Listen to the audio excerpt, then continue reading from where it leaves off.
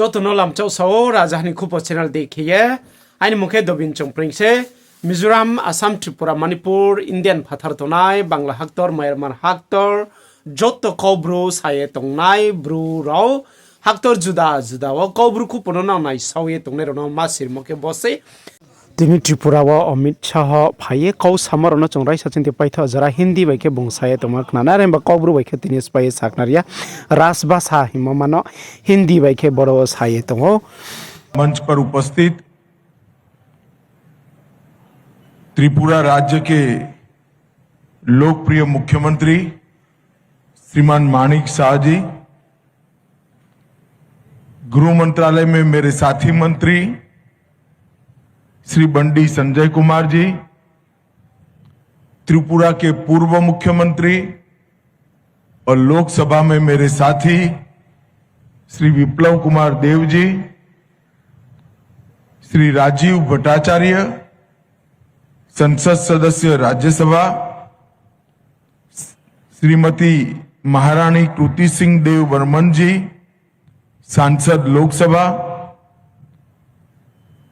Professor मिलन रानी जमातिया जी, अध्यक्ष हिंदी विभाग त्रिपुरा विश्वविद्यालय डॉक्टर बी.पी. फिलिप जी, अध्यक्ष नागरी लिपि परिषद नागालैंड श्रीमती अंशुली आर्या, सचिव राजभाषा विभाग और उपस्थित सभी राजभाषा प्रेमी, हिंदी प्रेमी भाइयों बहनों का स्वागत करता हूं। नमस्कार। सबसे पहले त्रिपुरा की इस महान भूमि पर आकर मैं मां त्रिपुरा सुंदरी को प्रणाम कर कर मेरी बात की शुरुआत करना चाहता हूं। त्रिपुरा सुंदरी का ये मंदिर न जाने कितने सालों से न केवल त्रिपुरा, न केवल नॉर्थ ईस्ट, देश भर के या जब मेरे जीवन में संकट आया, मुझे लड़ने की प्रेरणा यही त्रिपुरा सुंदरी मंदिर ने दी है। मैं फिर से एक बार मां त्रिपुरा सुंदरी के चरणों में प्रणाम कर कर मेरी बात की शुरुआत करना चाहता हूं। मित्रों, यहां पर ढेर सारे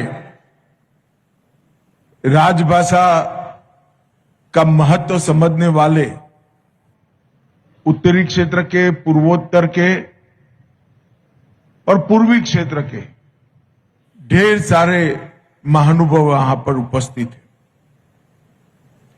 मैं आज इस सम्मेलन में श्री शिवाजी महाराज ने स्वराज का आंदोलन शुरू किया था, उस वक्त को याद करना चाहता हूं, जब पूरा देश गुलामी की जंजीरों में जकड़ा हुआ था। किसी में हिम्मत नहीं थी मुगलों की ताकत को इसके सामने खड़ा होने की। उस वक्त 16 वर्ष के एक युवा शिवाजी ने एक मंदिर में प्रतिज्ञा करी कि इस देश को मैं आजाद करूंगा, स्वराज की स्थापना करूंगा। जब आगे चलकर छत्रपति के रूप में शिवाजी महाराज का राज्याभिषेक हुआ और हिंदवी स्वराज की स्थापना हुई, तब कई जगह पे उल्लेखित है शिवाजी महाराज और गाग भट्ट का संवाद कि स्वराज का मतलब क्या है। स्वराज का मतलब सिर्फ शासन नहीं है। स्वराज का मतलब होता है स्वभाषा, स्वराज और स्वधर्म, ये तीनों मिलकर स्वराज होता है। और आज हमारे संविधान निर्माताओं ने शायद यहीं से प्रेरणा लेकर हिंदी को देश की राजभाषा बनाने का निर्णय किया होगा, जो आज हमें स्व की ओर वापिस ले जाने की एक बहुत बड़ी आंदोलन बनकर हमारे सामने हिंदी उभरी है। मित्रों, कई सालों तक हिंदी के लिए अपप्रचार किया गया कि हिंदी थोपी जा रही है। अरे भाई, थोपना क्या है? हिंदी और स्थानीय भाषाओं के बीच में कभी झगड़ा हो ही नहीं सकता, क्योंकि वो तो एक ही मां की दो बहनें हैं जो एक साथ पनपी, बढ़ी और आगे बढ़ी। हिंदी की कभी स्पर्धा बंगाली से नहीं हो सकती, गुजराती से नहीं होती, तमिल, तेलुगु, मलयाली से नहीं हो सकती। ही है हिंदी। और जब हिंदी को बढ़ावा मिलता है तो अपने आप ये सारी भाषाएं मजबूत होती है, सारी भाषाओं को ताकत मिलती है। मगर मुझे आनंद है कि ये 10 साल में ये अपप्रचार ने बिल्कुल अपना स्थान देश में खो लिया है। और नरेंद्र मोदी जी के नेतृत्व में पूरा देश स्वभाषा सीखकर, स्वभाषा अपनाकर आगे बढ़ने का संकल्प लेकर आज मजबूती के साथ खड़ा है। यह भी अपप्रचार हुआ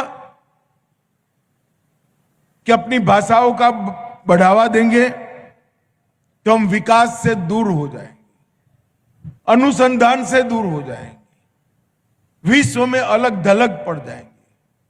जो ये लोग कहते हैं उनको मैं पूछना चाहता हूं, जर्मनी हो या जापान, कोरिया हो या फ्रांस, रसिया हो या चीन, इस सभी भाषाओं में व्यवहार तक और अनुसंधान तक सारा ज्ञान अपनी अपनी भाषा में ही समाहित किया और अपनी भाषा में अपने देश को चलाया।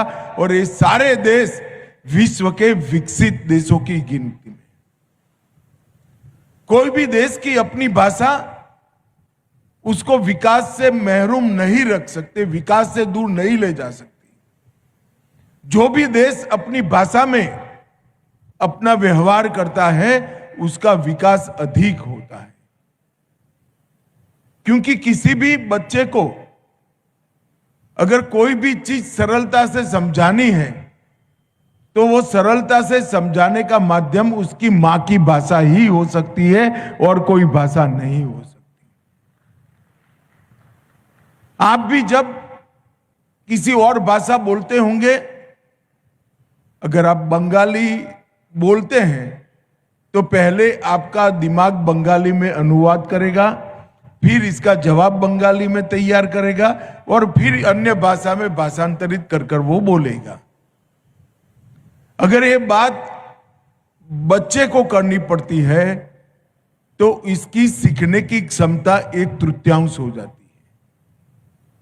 इसीलिए भारत सरकार ने तय किया है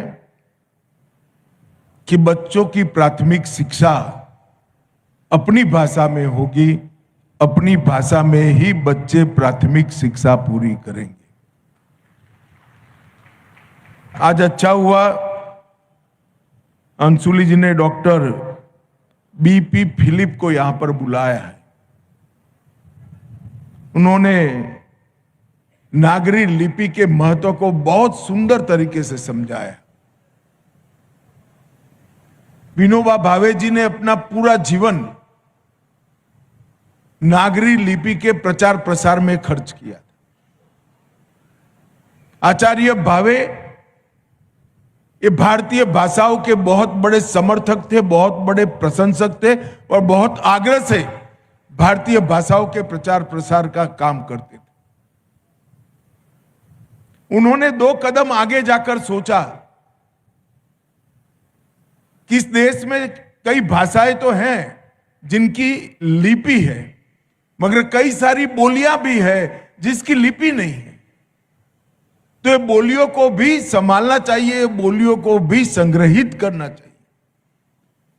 अगर ये बोलियों को संग्रहित करना है तो सारी बोलियों की एक लिपि बनानी पड़ेगी और वहीं से नागरी लिपि की संकल्पना आई है। और मैं आज मोदी जी एआई का बहुत बड़ा सम्मेलन कर रहे हैं प्राकृतिक मेगा का। इसमें दुनिया भर के विद्वान आए हैं। डॉक्टर बीपी फिलिप ने कहा वो बात सही है कि bak panda wo channel nok tang ke na subscribe ke ding ye share ke ding ye comment ke ding ye na jo to nok sa yo khak sa ha